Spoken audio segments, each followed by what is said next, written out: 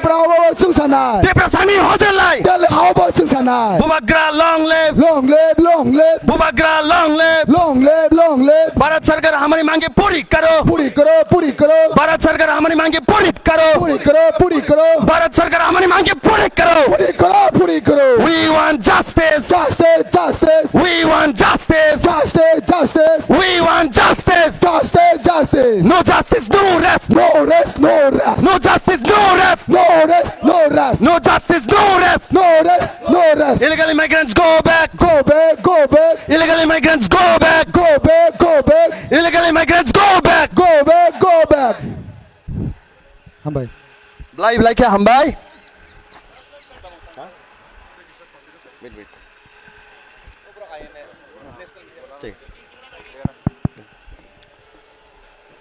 Taisa hai no hai lai nei seng jotone kisa palbak saka ba sabaidi taibo khorang sotonei seng joto palbak saka khorang bak saka ya sagai slogan mar lai nyai tangi kai prai 2500 kilometer haksal prime minister ni office home minister ni office o jantar mantar bai bisi chal thaya haise অসংখ্য ধন্যবাদ আজকে আমরা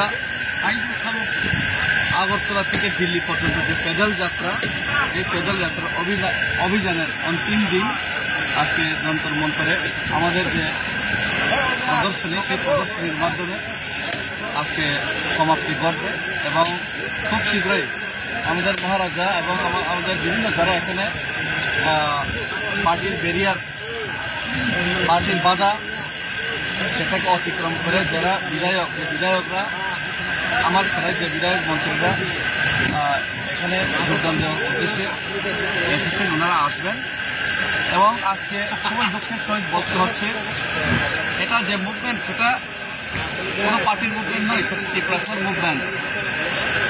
কিন্তু আজকে আমরা দেখতে পেলাম আমাদের আজকে এখানে এলইডি স্ক্রিন ব্যবহার করতে দেয়নি।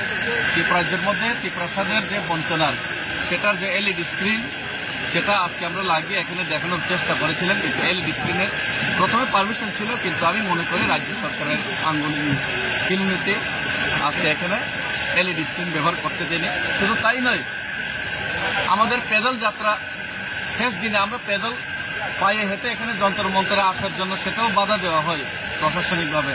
ওনারা পায়ে হেঁটে আসার অনুমতি দিল না এবং এরপরে ওনারা বাস ব্যবস্থা করবেন বলেছেন দিল্লি পুলিশ থেকে।